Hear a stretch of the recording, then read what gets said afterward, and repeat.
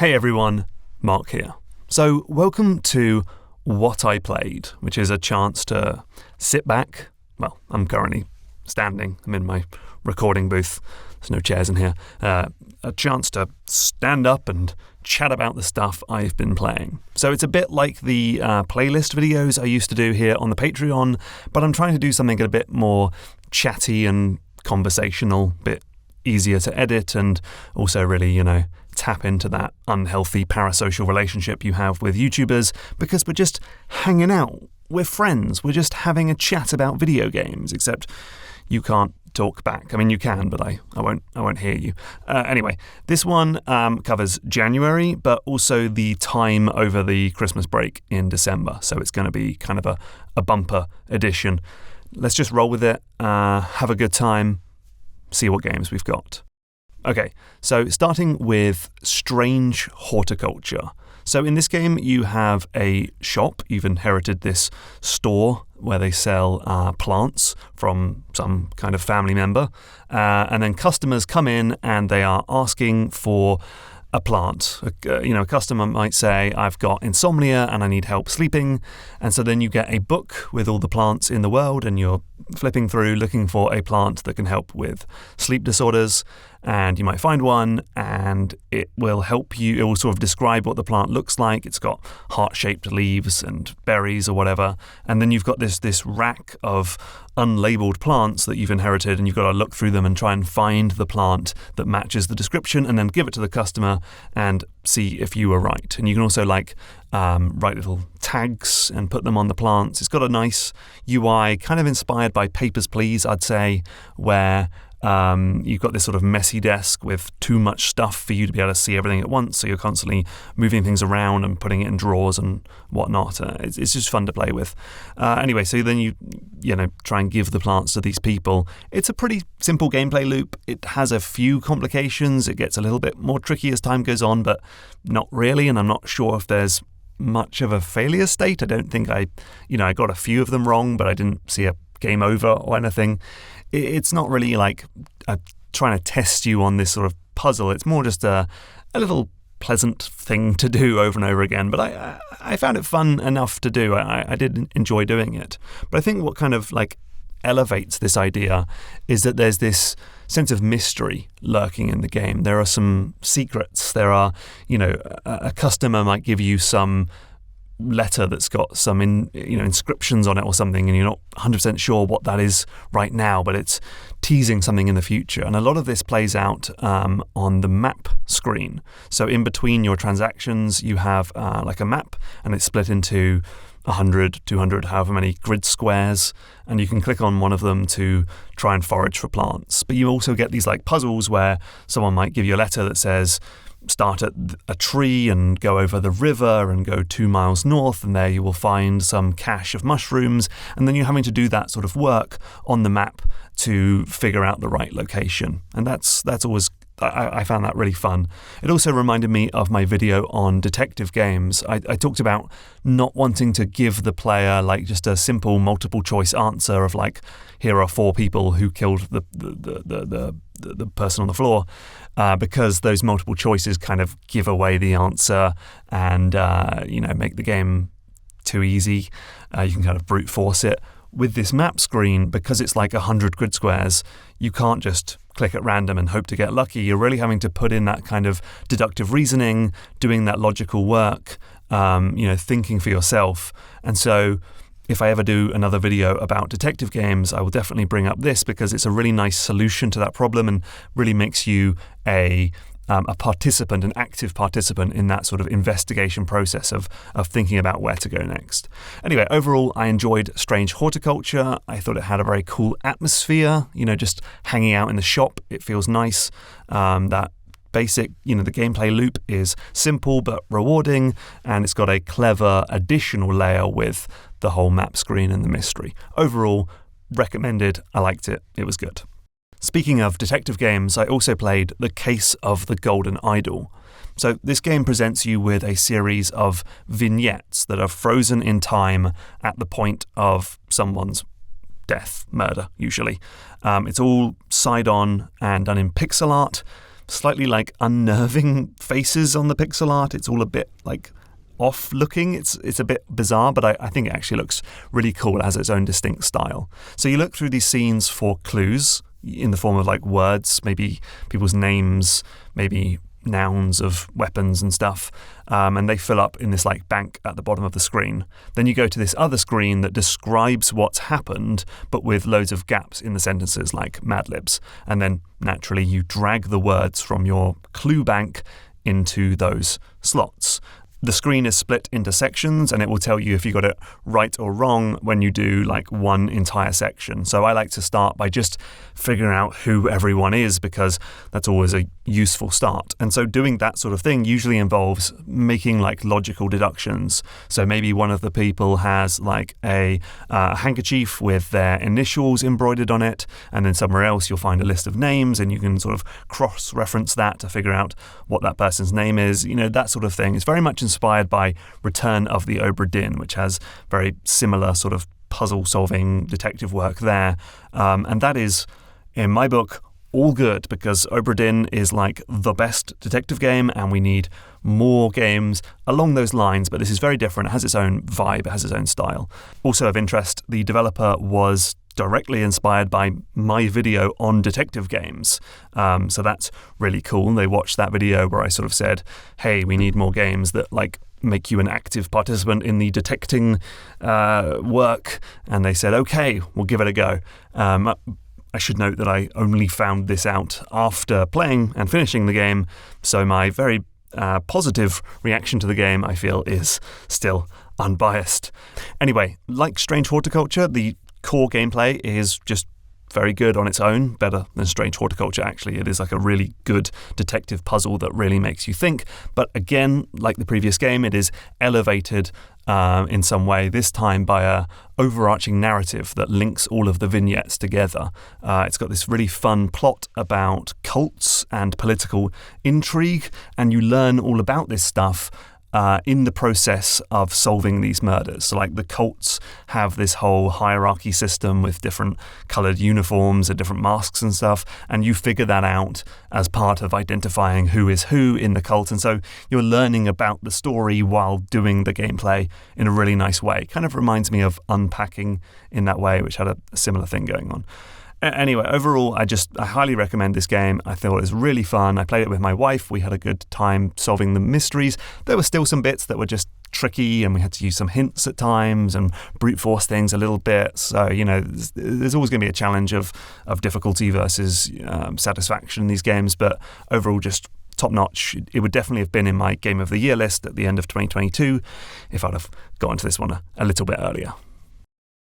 So every December, during the Christmas break, I like to use that time off where you just sort of sat around eating chocolates in the light of the Christmas tree.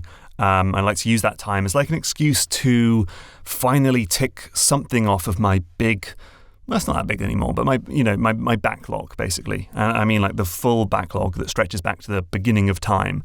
Games that I've been meaning to get to for years. So in previous years of this, I have got through like all of the Metal Gear Solid games. I played Silent Hill 2, most of the Yakuza games, things like that. This year, I went with a slightly different twist and played the original 2 Banjo-Kazooie games. I'd played some Banjo-Kazooie before, but I'd never finished it, and I've never played Banjo-Tooie before, so I was interested to check that one out. So Banjo-Kazooie 1, the original game, is basically Super Mario 64. Like, Rare looked at what Nintendo was doing and said, sure, we'll do that too. So you have like a hub world, you go into these themed lands, you know, there's an ice one and a desert one, and one with a pirate ship in it and stuff, and you do some combat and some platforming and some puzzle solving to earn not power stars but golden jigsaw pieces. It is charming. It's got that, like, a lot of Rare games have this sort of slightly twisted, slightly brash sense of humour. It's got that sort of like, you know, British twist on things like that you get from Rare games, different to Nintendo. I thought that was always good fun. I liked unlocking new moves. The areas have good, interesting themes. And while the platforming controls are never quite as tight as Super Mario 64, it still felt good. I liked running around on Kazooie's little thin legs and flying around the environments. It was all just very good, and it had some good levels. One of my favourites was, I think it's called Click Clock Woods. Hope that's right. It's essentially the same level, like a giant tree, but you can play it in 4 versions, and they're the 4 different seasons: spring, summer, autumn, and winter. And so the tree will change from season to season. Leaves will fall off, the river will freeze over. And also you can do stuff in the spring, and it will impact what happens later in the year. Clever stuff like that. Again, inspired by Super Mario 64, which had some levels like that. Tick-tock clock, click clock wood. You can change how the level works depending on how you enter it from the hub. Again, similar, but very much Banjo-Kazooie has its own twist on things, and I had a good time with it. It was fun. Banjo-Tooie is it's similar in a lot of ways, but also very different. So I actually got a bit confused at first because I was expecting it to work very similar to Banjo 1. You've got a hub, you've got themed worlds, you've got jiggies, so on and so forth. But it seemed in some worlds like it was impossible to unlock some of the jiggies. I just didn't have the right powers, it seemed. And then later I would get powers and be like, oh, I guess I can go back to those previous worlds to unlock jiggies now. Wait, is this a Metroidvania? And yeah, it is. While it's still split into a hub with distinct themed worlds, there is that whole process of unlocking abilities and then remembering places where you can use those in the past and, backtracking and sort of slowly untangling this mess of different worlds. And then you start to get things that go even more complicated where there's pathways between the worlds.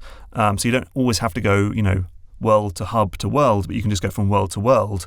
And it starts getting crazy. There's a train in the mine world, and then you can send that train to different stations in other worlds. So you can send it to the dinosaur world and pick up a sick Triceratops and then send that to another world to heal it and then bring it back. Things like that. And that is exactly the sort of, spatial reasoning puzzle stuff that I love and have talked about, with real excitement and love in videos on Hollow Knight and Metroid and Dark Souls and stuff. So that is fantastic. And I had a really good time. But I think there are points where it goes a little too far. I think they got a little bit too indulgent with this idea because there are some... I had to basically keep a notebook just reminding myself of all the different abilities and upgrades and where I can go and what I've done and where there are jiggies I've had to leave behind so I can come back later.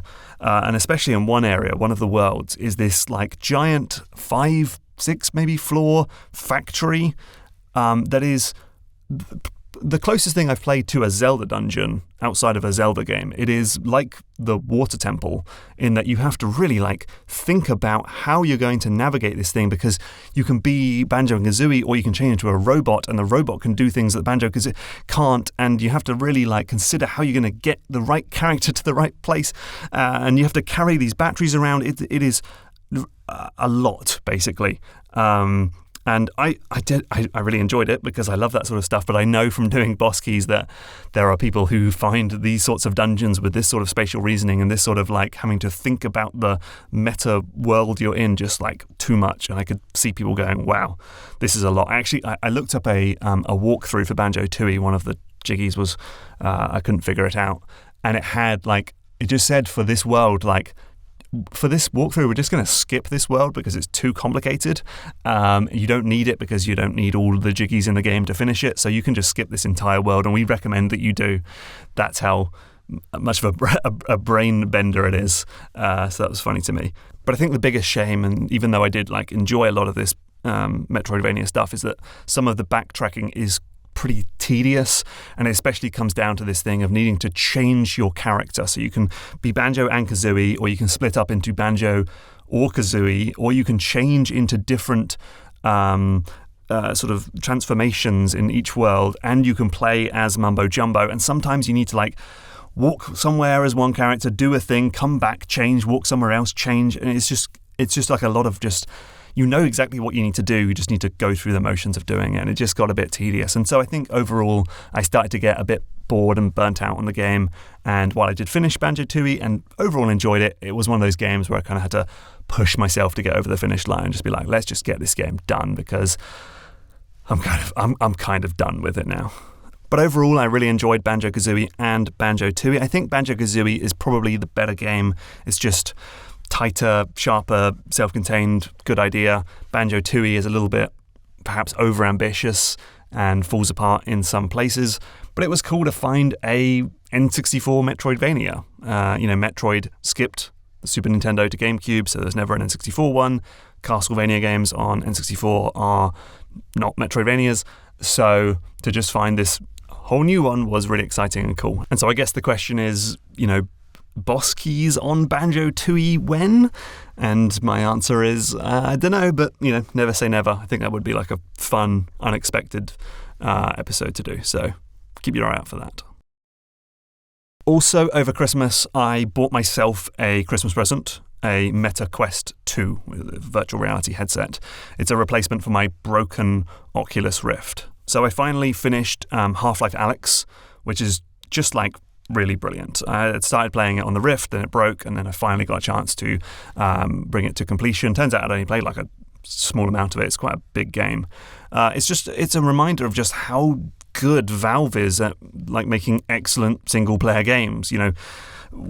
There's a reason why Half-Life 2 is always like on Game of the All-Time lists, and we haven't had just a proper single-player adventure from them since like Portal 2 10 years ago. And so a chance to play a new one of those was like, oh yeah, they're really good at making these games, like the story, the gameplay, the variety, the level design. It's great. And it's also an excellent VR game. It is like the gold standard right now. It's a shame that not as many people have been able to play this as other Valve games. It's only on VR and only on PC VR. No word of it being on a PlayStation 1 at any point. It's just great. But anyway, the game I actually really want to talk about is just a more recent one, which is The Last Clockwinder. So in this game, you have to make automated gardens. So perhaps, in this garden, what you've got to do is like pluck some fruit, attach it to another fruit with a stick, and throw that in a big compactor. But there's only you to do this. And so the way you do it is you record yourself. Maybe you press record and then pick the fruit and throw it across the room. And this makes like a robot who replicates over and over again that motion. So it picks the fruit, throws, picks the fruit, throws. So then you go over to the other side of the room, record yourself, catch the fruit from yourself in the past, attach it to another one, throw it in the compactor, record yourself using the compactor to spit it into a seed, catch the seed and throw it in the bin. And then, you've just created this little automated, self-replicating factory that's doing this garden. And it is funny and brilliant. It's like this crazy Rube Goldberg machine of you. It's really fun to see yourself, to like these little recordings of you like capture all of your little they capture where you're looking with your head, and they capture just these little fun, I don't know, it's hard to explain, but it's just like really strange and funny to see these mimicking robots of your own body language and stuff. I just found it like it never got old. It was always charming. It was really, really funny. They add interesting new complications like slingshot plants and these like bounce pads and floating seeds. There's just a lot going on, but it like wraps itself up in a perfect time, runtime. I felt like I got in the game, enjoyed myself, and then it was done, and it was just a great experience. The Last Clockwinder is also a game that you can only do in virtual reality. It'll be impossible with a controller, and that's, something that's always worth looking for in VR. I just really liked it. The story was nice. It's got this it's all told through audio logs. It's just charming as hell, funny, inventive, innovative. I kind of wish I'd played it before making my most innovative game of the year list. It could have potentially, it would have been an honourable mention if not the actual game I picked. I got to get to games earlier, basically. That's my plan for 2023, is to make sure I'm always playing all the new releases and not just waiting until the end of the year and then going, oh God, there's a whole bunch of games I've missed. So yeah, good one. I did try to play High on Life. So this is a first-person shooter where the big selling point, I guess, is that it's created and voiced by the creator of Rick and Morty, Justin Roiland, which is less of a selling point now, seeing as he was this month just charged for domestic abuse. Yeah, that certainly puts a downer on the whole game. But to be honest, though, not a big loss, because I found this game to be not for me. Let's say in the strongest possible terms, not for me. Especially Justin's voice acting. Because and the writing and stuff, this game features the most incredibly annoying characters I've ever witnessed in a video game. Just sort of non-stop babbling, just constant, just talking in your ears, really dumb, gross out jokes all the time, and those sort of like meta level video game jokes that remind me of this game called Eat Lead: The Return of Matt Hazard, that came out in like 2009 maybe. It was like an Xbox 360 game. It was, poking fun at video games, and it was dumb and stupid back then, and it's still dumb. Not a comparison you ever want someone to make about your game.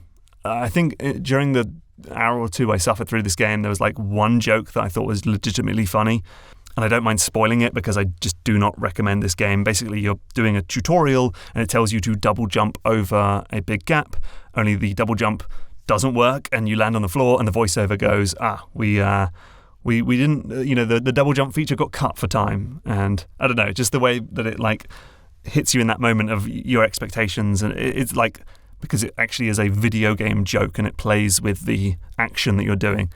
That was funny. But anyway, other than that, oh my God, I just found this game so annoying. I kind of hate it.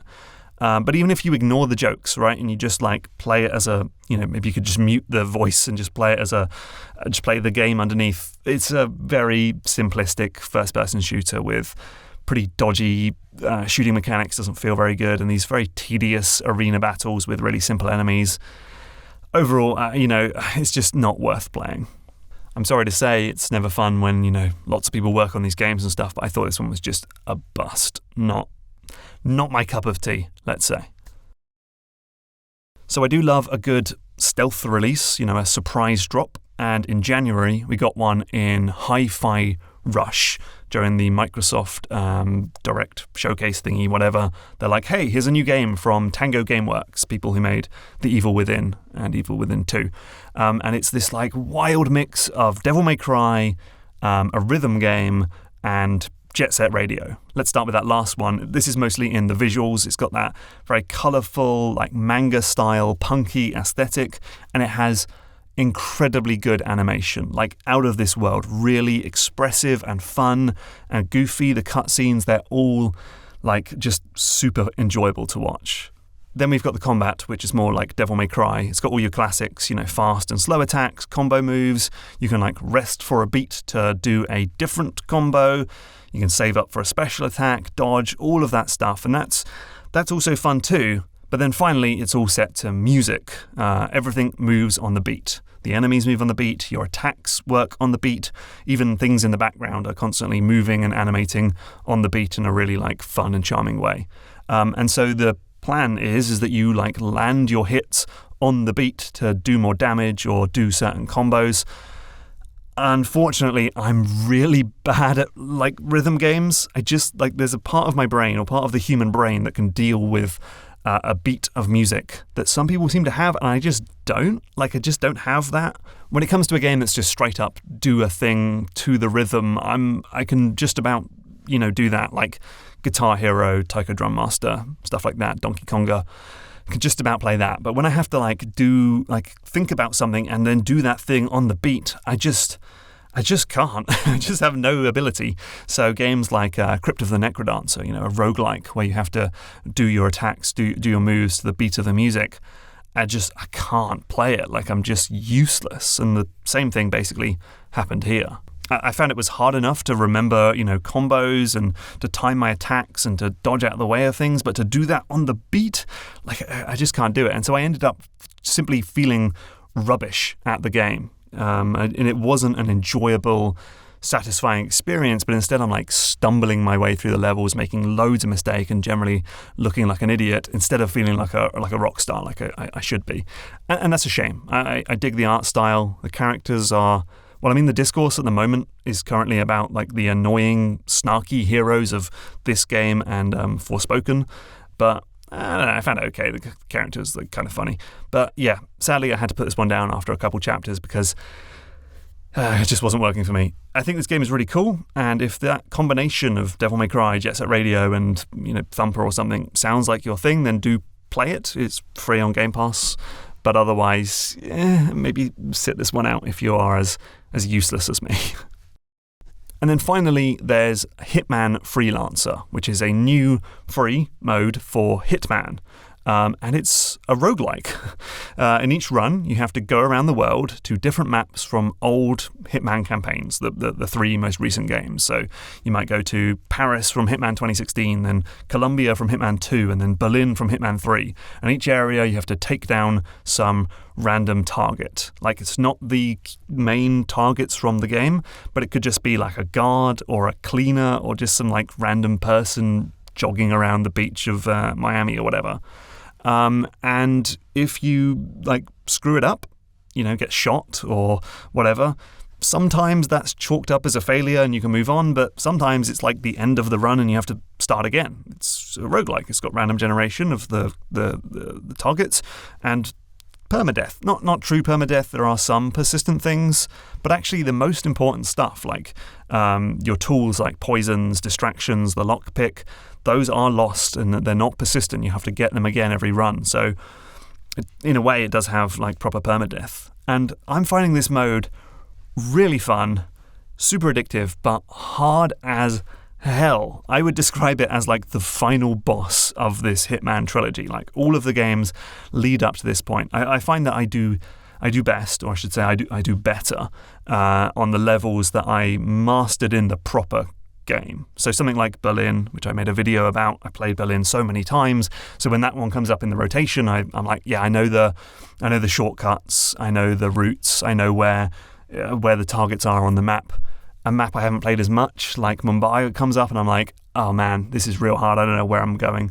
And it really tests your knowledge of the levels, but also just your understanding of the Hitman systems. You can't rely on the step-by-step guided kills that you get in the main Hitman campaigns because they're not for these random targets aren't doing those grand schemes and choreographed moves around the world. They're might just be sat on a chair the entire time. So you've got to find a way to distract people around them and then get them to drink some water and then it's poisoned and they go off to the toilet. You got to think using the systems of the game.